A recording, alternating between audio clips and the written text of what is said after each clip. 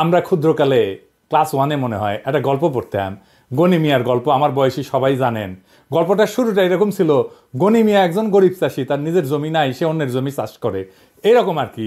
ওয়াকারের নিজস্ব মিশন নাই। ওয়াকার মিয়া একজন গরিব চাষি, তার নিজের মিশন নাই, অন্যের মিশন নিয়ে কাজ করে। চাঁদের যেমন নিজের আলো নাই, সূর্যের আলো প্রতিফলিত হয় চাঁদের পিঠে পড়ে, ঠিক একইভাবে ওয়াকার আসলে ইন্ডিয়ার মিশন পালন করে। ইনফ্যাক্ট আর্মির জেনারেলরা বেশিরভাগই ইন্ডিয়ান লেসপেন্সার। এদের মেরুদণ্ড বেচা দিছে মোদির কাছে, আর বিসি দিছে কার কাছে জানি না। এদিক সেদিক করলে বিসি ধরে চাপ মারে। এই ইন্ডিয়ান মিশন একটাই, আওয়ামী লীগকে ফিরে আনা, আবার বাংলাদেশে তাদের রাজনীতি করতে দেওয়া। বিএনপিকে প্রতিশ্রুতি দিচ্ছে ওয়াকার আর ইন্ডিয়া সামনে নির্বাচনে বিএনপি সরকার গঠন করবে। যদিও আওয়ামী লীগ অংশ নেবে, কিন্তু আওয়ামী লীগ তো কোনো বড় দল হিসেবে সংসদে থাকবে না। তাহলে ইন্ডিয়ান দখলদারিটা মজবুত হবে কি দিয়া? সেটার আবার আর একটা তরিকা আছে। ইন্ডিয়া কখনোই বাংলাদেশে তার দখলদারি মজবুত করতে পারবে না যদি না সমাজে, রাজনীতিতে ইন্ডিয়ান ন্যারেটিভগুলো বজায় না থাকে। কি কি সেই ন্যারেটিভ? মুক্তিযুদ্ধ, ধর্মনিরপেক্ষতা আর অসাম্প্রদায়িকতার পক্ষে বলতে হবে। জামাতকে বাংলাদেশের শত্রু বলতে হবে, ধর্মীয় উগ্রবাদের বিরুদ্ধে বলতে হবে। ঠিক এই কাজই করতেছে বিএনপি। দেখেন, সে অসাম্প্রদায়িকতার কথা বলতেছে, ধর্মীয় উগ্রবাদের কথা বলতেছে, ধর্মনিরপেক্ষতার কথা বলতেছে, মুক্তিযুদ্ধের কথা বলতেছে, চেতনার কথা বলতেছে, ৭২-এর সংবিধানের কথা বলতেছে। তার মানে আওয়ামী লীগ যা কিছু বলতো তার সব কিছু এখন বিএনপি বলতেছে। বিএনপি হয়ে উঠছে নতুন আওয়ামী লীগ। ইন্ডিয়া বিএনপিকে সেট করলো সরকারি দল হিসেবে। এখন তো বিরোধী দল লাগবে। এটা ইন্ডিয়া বিরোধী দলও ঠিক করে দিতে চায় বাংলাদেশে। আওয়ামী লীগের জন্য জাতীয় পার্টি ঠিক করে দিয়েছিল বিরোধী দল হিসেবে। জাতীয় পার্টির নেতা হারামজাদা জিএম কাদের নির্বাচনের আগে ইন্ডিয়া যাইতো আর পানি পড়া নিয়ে আসতো এইভাবে। আবার বলতো ভারতের সাথে কি আলাপ হয়েছে তা কওয়া যাবে না। হারামজাদা, ওরে বাইরে রাখছেন কেন? হারামজাদাকে এক্ষুনি গ্রেপ্তার করেন। কি জন্য গ্রেপ্তার করবেন সেটা পরে দেখা যাবে, আগে গ্রেপ্তার করেন। দেখেন, ও তো মাখন খাইছে না? ওই মাখনের জিনিসগুলো বের করা যাবে, কি কি মাখন খাইছে। ওই টাকা খাইছে, বাংলাদেশের টাকা খাইছে, ওইগুলো বের করা যাবে। ওকে আগে ঢুকান ভিতরে। বিএনপির বিরোধী দল হিসেবে ইন্ডিয়া আওয়ামী লীগকে চায়, একটা বিশুদ্ধ আওয়ামী লীগকে চায়, একটা ভালো আওয়ামী লীগকে চায়। আর এই আওয়ামী লীগ বানাইতে দায়িত্ব দিছে ওয়াকারকে ইন্ডিয়া। হ্যাঁ, গুয়ের আবার ভালো মন্দ। গু আমাশার গু হইতে পারে, ডায়রিয়ার গু হইতে পারে, শক্ত গু হইতে পারে, ল্যাটকা গু হইতে পারে, গুই। আওয়ামী লীগের আবার ভালো মন্দ কি? আওয়ামী লীগ ভালো হইলেও সেটা গু, খারাপ হইলেও সেটা গু। এই ভালো আওয়ামী লীগে কে কে থাকবে আসেন সেটা দেখি। সাবের হোসেন চৌধুরী সভাপতি আর বডি সোহেল হবে সাধারণ সম্পাদক। এইভাবে আওয়ামী লীগ পুনর্গঠিত হইবে। এই পুনর্গঠিত আওয়ামী লীগ নির্বাচনে যাবে, এটাই ভারতের সিদ্ধান্ত। বিএনপি একমত হয়েছে এটাতে। ওয়াকার এটা এক্সিকিউট করার দায়িত্ব নিছে। ওয়াকার এটা ঠিক করে দিবে। সবাইকে ডাকিচ্ছে, হাসনাতদেরকেও ডাকিছিল। সব রাজনৈতিক দল এটা ওকে করে বলে দিয়ে আসছে। এই যে ইউরোপের রাষ্ট্রগুলোর মধ্যে ব্রিটেনের সমর্থন আছে, ইংল্যান্ডের রাষ্ট্রদূত আছে না ঋষি সুনাকের নিয়োগ দেওয়া, যে সারা কুক, এইটা ঘুট পাকাচ্ছে বিদেশিদের তরফ থেকে। এই কারণে সাবের হোসেন চৌধুরীকে জেলে রাখা যায় নাই। এবং সেই জন্যই মাঝে মাঝে সাদা চামড়াগুলো আইসে মাঝে মাঝে ঘুটু করার চেষ্টা করে, বিভিন্ন জায়গায় ঢোকার চেষ্টা করে। নির্বাচন কমিশনও নাকি এরা ঢুকিছে। ওরা নাকি আবার ইলেকশন আবার মনিটর করবি। ইলেকশন মনিটর ঢুকু দিব একেবারে পিছন দিয়া। আর কে কে থাকবে এদের সাথে? শেখ ফজলেনুর তাপস, শিরিন শারমিন চৌধুরী, সেলিনা হায়াত আইভি, আর সিলেটের সাবেক মেয়র শিন শারমিন ওয়াকারের প্রোটেকশনে ক্যান্টনমেন্টে আছে এখনো। টাইম মতো ওয়াকার বের করবে, মানে ইন্ডিয়া যখন বলবে আর কি ওয়াকারকে। ও তো আবার ইন্ডিয়ার কথা ছাড়া সরে না, হাগামতাও করে না ও ইন্ডিয়ার কথা ছাড়া। শালা এমন একটা দেশ বানাইছি যার সেনাপ্রধান শত্রু দেশের আদেশ না শুনে কিছু করে না। Now, coming on to specifically what you asked for Bangladesh, as far as Bangladesh is concerned, it is too early to take any decision for us. I am very clear, the present military-to-military relationship is very strong, and we keep exchanging notes on regular basis to avoid any kind of misgivings. Waker আবার চালাক আছে, বলে army ইনস্টিটিউটের ক্ষতি করা যাবে না। কারণ হাইসানি, হ্যাঁ, যখন প্লট নেওয়া, গাড়ি নেওয়া, কদম বুসি করা, হাসিনার হোকাচাটা, তখন জেনারেলরা।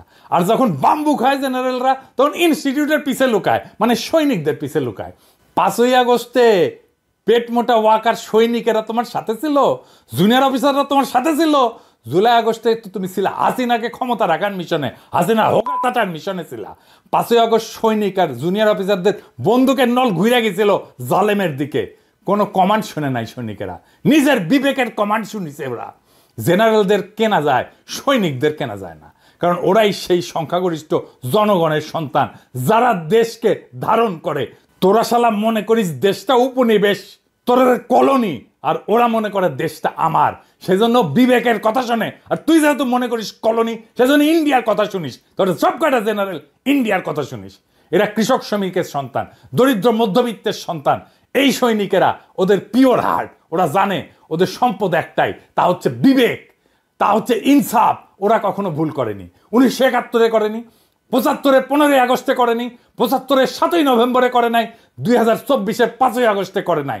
ওরা আবারও দাঁড়াইতে হলে জনতার পক্ষে দাঁড়াবে। পেট মোটা জেনারেল ইন্ডিয়ান দালাল লেসপেন্সারদের পক্ষে দাঁড়াবে না।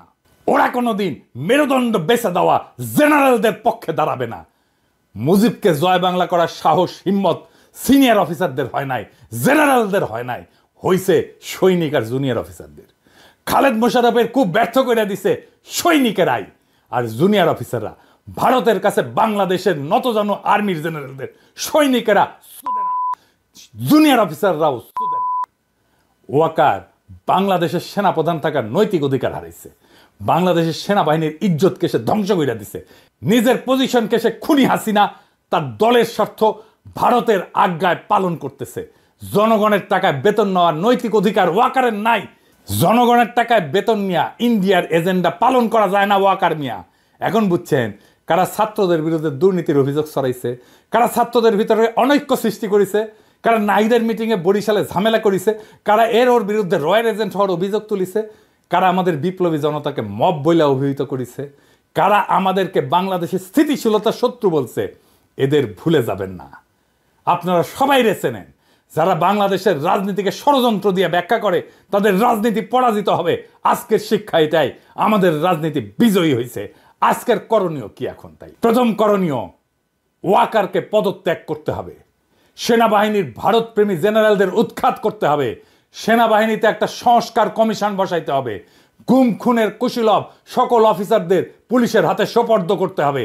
জুলাই বিপ্লবে যে অফিসাররা নিজেরা গুলি চালাইছে, গুলির অর্ডার দিছে, তাদের পুলিশে সোপর্দ করতে হবে। কর্নেল রেদওয়ান কেমনে চাকরি করে ওয়াকারের বাচ্চা? আমাদের ছেলেদের উপর নিজের হাতে গুলি করে রেদওয়ান কেমনে আমাদের টাকায় বেতন নেয় সেনাবাহিনীতে থেকে? এখনো বেতনের টাকা কি মিয়া তোমার বাপের জমিদারি থেকে দাও ওয়াকার? ইনস্টিটিউটের সম্মান নষ্ট করা যাবে না, তাই না? মিয়া বেকুবের বাচ্চা, তুমি মিয়া সম্মান নষ্ট করলা কার? ইনস্টিটিউটের সম্মান নষ্ট করছে কে? আর্মির সম্মান নষ্ট করছে কে? কইছিলাম না হারকুলিস হবা না, বুকের মধ্যে স্টেন্ট লাগাই রাখছো, হার্টের রুগী, ওই হার্টন তোমার নাই। তোমারে কইছিলাম আঙ্গুল তুলবা না, ওই আঙ্গুল আমরা চিনি। সকল আওয়ামী লীগারদের সরকারি চাকরি থেকে বরখাস্ত করতে হবে। সকল আওয়ামী লীগের ব্যবসায়ীদের ব্যবসা জব্দ করতে হবে। অনলাইনে অফলাইনে যারা লিগেল লেসপেন্সারি করতেছে তাদের নিষ্ক্রিয় করতে হবে। কিভাবে করবেন আমরা জানি না। আওয়ামী লীগের সকল পদধারী নেতার অ্যাকাউন্ট জব্দ করে তাদের সকল টাকা রাষ্ট্রীয় কোষাগারে জমা করতে হবে। নয়তো আমরা একদিন করে এক এক এলাকা ঘেরাও করব, জনতার ব্লক রেট দেব, আর একটা একটা করে আওয়ামী লীগের ধরে ধরে ঝুলায় দেব, টাঙ্গায় দেব। একটা জায়গায় করবেন এই অপারেশন, ঠান্ডা হয়ে যাবে সারা দেশ। বাংলাদেশে আওয়ামী লীগ বা ভারতীয় আধিপত্যবাদ ফিরবে না, ফিরতে দেওয়া হবে না। যতই তার পিছনে ইন্ডিয়া থাকুক, ইন্ডিয়ান লেসপেন্সার ওয়াকার থাকুক, জেনারেলরা থাকুক, সিভিল মিলিটারি ব্যুরোক্রেসি থাকুক, প্রথম আলো থাকুক, ডেইলি স্টার থাকুক, বামেরা থাকুক, আর বিএনপি থাকুক, এমনকি প্রফেসর ইউনূস থাকুক, আওয়ামী লীগকে রাজনীতি করতে দেওয়া হবে না। আওয়ামী লীগকে নির্বাচন করতে দেওয়া হবে না। বাংলাদেশের দরকার হইলে আর একটা জুলাই হবে, দরকার হইলে আবারও রক্ত দেব, আবার লড়াই হবে, দরকার হইলে নতুন বিপ্লবী সরকার আবার গঠিত হবে। এই চূড়ান্ত লড়াইয়ের আহ্বান জানায় গেলাম। সিপাহী জনতার দরকার হইলে আবার মাঠে নামবে, 7ই নভেম্বরের মতো, 15ই আগস্টের মতো, 5ই আগস্টের মতো। 5ই আগস্টের ভুল আমরা আর করব না। জান দেব কিন্তু জুলাইয়ের অর্জন দেব না ইনশাল্লাহ। খোদা তাআলা আবার আমাদের বিজয় ছিনিয়ে আনার তৌফিক দিন। ইনকিলাব জিন্দাবাদ।